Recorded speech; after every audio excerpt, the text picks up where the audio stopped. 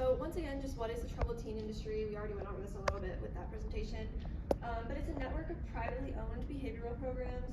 They are for-profit residential institutions, which can include therapeutic boarding schools, residential treatment, wilderness therapy, and religious academies. And there's a huge lack of federal oversight or regulation of any kind. And that has led to a lot of widespread allegations of abuse and maltreatment occurring within them. So what is vicarious victimization? Vicarious victimization is also called secondary trauma or vicarious traumatization, and it is essentially psychological harm from witnessing trauma of other people, not from direct traumatic experiences that you experience. The symptoms mirror PTSD from direct traumatic experiences, including intrusive thoughts, hypervigilance, and emotional numbing. And then this process is not one immediate thing. It's not one singular event that happens. It's from prolonged exposure. And those key mechanisms of this turning into this trauma from vicarious victimization is emphatic engagement, anticipatory fear, internalized helplessness, and moral dissonance. And this internalization of these factors is what leads to the behavioral and emotional changes that come with you being traumatized. All right, so for some previous research, there was a paper actually published in 2024 called When Can I Call Home? Coercive Control, Structural Isolation, and Functional Isolation Among Attendees of Residential Behavioral Modification Programs. That was Corsello and Hayes. This used the same testimonials that we're going to be talking about in this presentation, but their focus was instead on coercive control and isolation, structural and functional isolation, in residential behavior modification programs. So a little bit about these testimonials. It was 77 from Breaking Code Silence Activist Network. They were published between July of 2020 and February of 2021 and verified through legal declaration of fact. So we didn't get a whole lot of information on the demographics because a lot of it was to keep people's personal details personal. But based just on the names, whether it was a more typically male, more typically female, or anonymous detail for who made those testimonials, we decided that it was 12 male sounding names, 63 female names, and then 2 were just anonymous.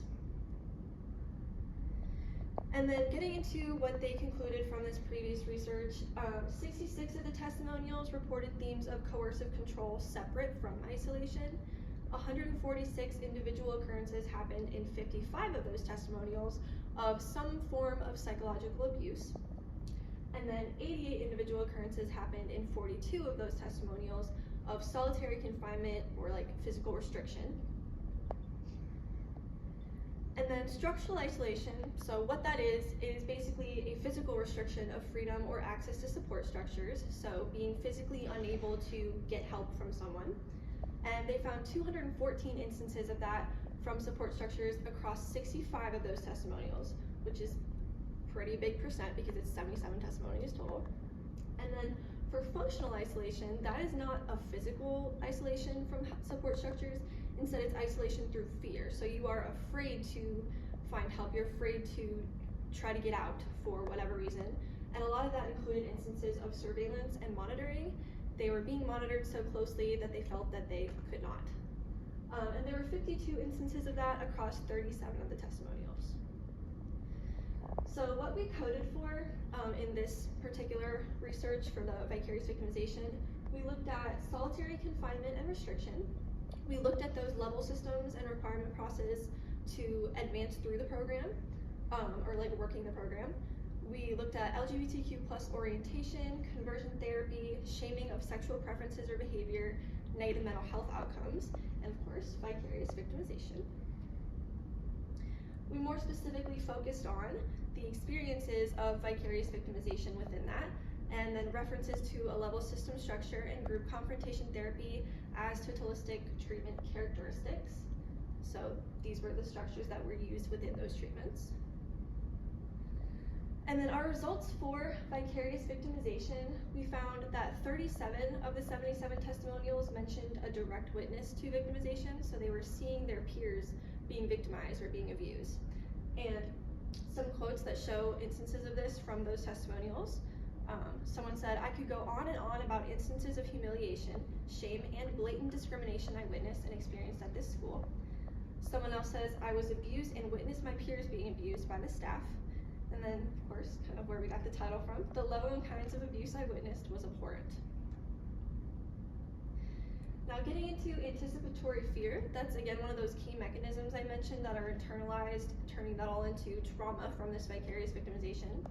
That is defined as the fear, dread, or worry about an event that hasn't yet occurred but may be expected to occur. And some of the instances in those testimonials we found that demonstrate this are students always held their breath because we lived each day in terror. There was the fear of being targeted by the staff members, the fear of making one tiny mistake and having to start back over at level 1, 0 points. So again, that's also mentioning those level systems. And then someone said, I remembered the terror I felt myself that staff would do that to me and how that was always a threat. So this underlying, this lingering fear that they can't get out of their heads, that is perpetuated through that. All right. And then internalized helplessness is yet another one of those things that are internalized that make vicarious victimization turn into this lingering trauma. And some of the quotes for this, so this is an internalized belief that they have no control over the outcome. So even if they try to get help, they have no control over what would happen. Or if they are witnessing victimization of their peers, they have no control over it. So it's the belief that there's nothing they can do anyway, so they have to just let it happen. And some quotes showing that are, no one reported anything they witnessed or stood up for girls getting singled out for more abuse. There was always the fear that you would be next. Again, that's that anticipatory fear that you feel like you can't do anything about it because you are perpetuating this fear this whole time anyway of you would be next if you even did try to help. And then at some point you become so desensitized to it because you know there is absolutely nothing you can do. Alright, for moral dissonance, this is the internal struggle when a person's actions or situation conflict with their moral values. So this happens a lot, especially when anticipatory fear and internalized helplessness are both present within these testimonials. We see that very often. And these people, especially within the peer policing situations where they are told to watch their peers for wrongdoings, or if something happens and they are told in a group to attack therapy through it, they experience a lot of guilt because they feel that they have to do it, they have to work the system, they have to go through in order to ever get out. So it's a survival thing, but they feel guilty because that doesn't align with their morals, and that's not something that they actually want to be doing to their peers. And then along with this moral dissonance, peer policing, that means attendees watch for misbehavior of their peers and they're charged with reporting transgressions. This obviously pits the students against one another. It forces them to engage to not be next, or to not be the next person targeted for the policing. And then a quote that shows this, someone said, I was so traumatized from the experience that I became a complete kiss butt. I was terrified of getting in trouble to the point where I would even tattle on other students to keep myself out of trouble. And again, it's the survival that they're going for. They are doing this out of survival. And then through the level systems, those in lower levels were highly restricted. They had little to no freedom. So this is another way of putting them against one another. To work up the levels, you have to participate, you have to work the system. And even gaining freedoms from going up a level could be as little as being allowed to curl your hair. Some quotes that show this, you start at level 1, 0 points, meaning you have no rights or freedoms at all. You couldn't speak without permission, to the point that people would lose points even for just sneezing out loud. And then someone else says, I was able to advance to level 3, but was level dropped. I don't recall why I was level dropped, but I do know that the facility essentially admitted to parents that sometimes they just drop girls' levels for no reason to see how they handle it. Alright, getting into those group confrontation therapies. So we found in the testimonials that 20 of them referred to this under a variety of names. Some of them were called attack therapy, attack groups, or just problem-solving groups, or just group. And in these groups, students are pushed to work on their issues or work through things by being confronted by either the staff or other attendees. And if they refuse to do so, if they say they don't have anything to work through, they are punished for their refusal to cooperate. And a quote that shows this is, routine group was every other day for 3 hours. It was well known that if you did not have any pressing issues at the time, you would need to have 1 or 2 in your head or create one. because if they confronted you about not having anything to work on, you would be yelled at or screamed at for that, and they would end up creating issues for you that may not have even been real. And then just to continue on, I have a few more quotes showing the group confrontation therapy and how that aligns with moral dissonance. So someone said, group would end with the majority broken down. We had to turn into monsters to get through these frenzies. I'm deeply sorry to anyone I mistreated. So again, that shows that this is out of survival. This is not something that they wanted to participate in. They didn't want to attack peers to supposedly help them work through something. Someone else said, you must become submissive. Many people turn on their friends to become higher levels, and some learn how to manipulate the system. And then another person said, I basically made a deal with a few girls I knew that we would be okay with giving each other minor corrections just so that I would look like we were working the program, but not have to be cruel to each other. Other girls were very programmed or brainwashed and felt like they had no other choice. So getting into emphatic engagement, that was the first of those key mechanisms that I mentioned previously, that this one means you have a deep identification with a community and feeling like a collective. So in those testimonials, those are the we experiences. That's when people who are experiencing these various forms of abuse and neglect throughout the programs, they identify it as a collective form of maltreatment. So it's, we were humiliated, we were not allowed, we were punished, we were forbidden, we were silenced, we were kids. And that again can also relate to vicarious victimization and perpetuate that into a longer lasting trauma, because you are identifying already with your peers so deeply that when you see them being victimized, it is a collective. So to conclude some of this, vicarious victimization is clearly present within these testimonials, and it's a distinct risk within the troubled teen industry as a whole and totalistic residential treatment. What could be done?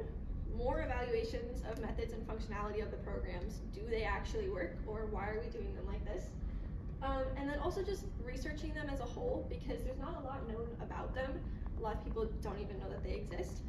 And so there's not a lot known about how they're still doing things, if they're still even going this way, anything like that. So in general, there's a need for more regulation and oversight, because people are just getting paid to go through this. People are getting paid to do this program. So there's no federal oversight. There's no real oversight in general as to whether they're using evidence-based means of programming. And then another quote here is, my mind has blocked out so many of the traumatic events that happened to me during my 2-year stay at that school, but I remember so vividly what my peers went through there. I will never forget the sweet girls I met there and who they became after just a few months of treatment. And those quotations around treatment definitely go to show that some of the people who were in these treatments do not believe that they were really functional, do not believe that they could really qualify as a treatment.